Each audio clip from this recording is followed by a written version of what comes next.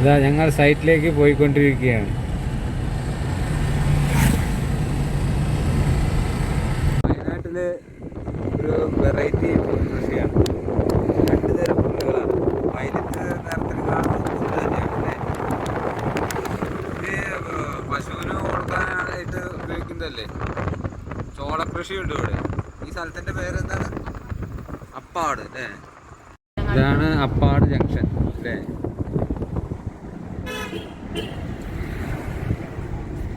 അപ്പാട് മേഖലയിൽ കുറച്ച് കാപ്പിത്തോട്ടങ്ങളൊക്കെ ഉണ്ട് അല്ലേ? പിന്നെ എന്താണ് വാഴക്കൃഷി, കാപ്പി കൃഷി. ഈ തോട്ടങ്ങൾ ആരുടെയാണ്? ഈ യാത്രയിൽ നമ്മളോടൊപ്പം നമ്മുടെ അപ്പാട്ടുകാരി ഗൈഡ് ഉണ്ട്. ഇതാണ് മൂന്നാനക്കുഴി. മൂന്നാനക്കുഴിയിലേക്ക് ഇനി ഏതാനും ദൂരം മാത്രം. ഇതാണ് ജംഗ്ഷൻ. ഇരുളത്തേക്ക്, ഇരുളം കഴിഞ്ഞ് നമ്മൾ പോകുന്നത്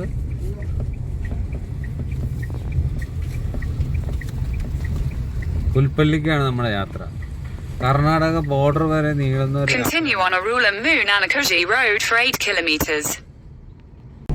ഇത് പൂതാടി പഞ്ചായത്താണ്. പൂതാടി പഞ്ചായത്തിലൂടെയാണ് നമ്മൾ യാത്ര ചെയ്തുകൊണ്ടിരിക്കുന്നത്. പണ്ട് ഭീമൻ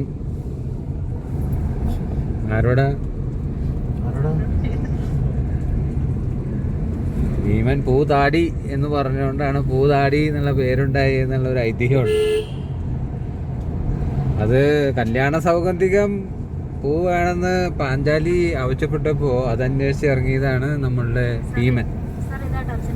ഏത് ഈ ചിക്കൻ സീസാണ്? ഏത് ആണോ? ചേനക്കൊല്ലി മേഖലയാണ്.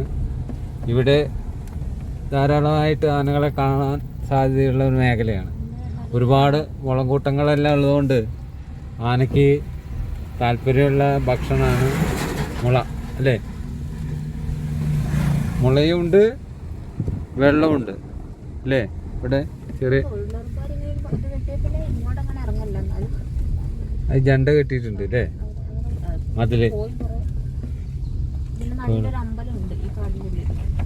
അതേതമ്പലം? ചേനക്കൊല്ലി ശിവക്ഷേത്രം ഈ കാടിന് നടുവിലാണ്. എത്ര ദൂരം ഉള്ളിലോട്ട് പോണു? ആ, അവിടെ എന്താണ് പ്രത്യേക ഉത്സവം? എൻ്റെ ഐതിഹ്യം എന്താ? ഒരുപാട് കാലം പഴക്കമുള്ള ഒരു ചേനക്കൊല്ലി ക്ഷേത്രമുണ്ട് ഇവിടെ അല്ലേ? ഇവിടെ താഴോട്ടാണ്. ആ,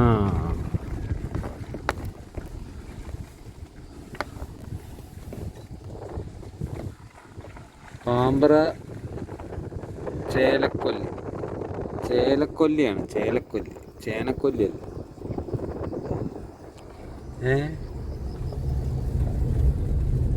ഒരു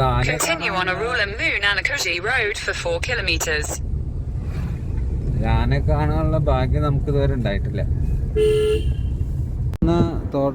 തളാണ് അല്ലേ അത്? കാപ്പിത്തളം.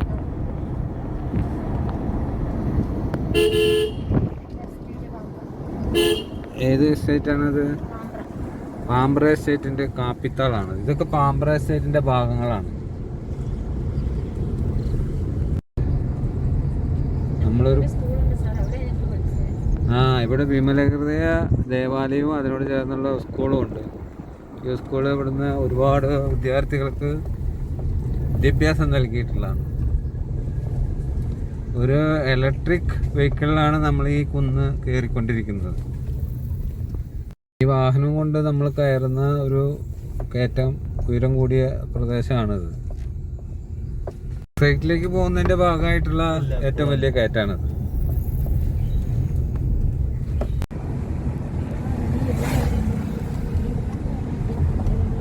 ഇത് പുൽപ്പള്ളി ബത്തേരി ഹൈവേ ആണ്. ഇവിടെ ഒരു മാതൃക കള്ള് ഷാപ്പുണ്ട്, വയനാടൻ ഷാപ്പ് കറികളും.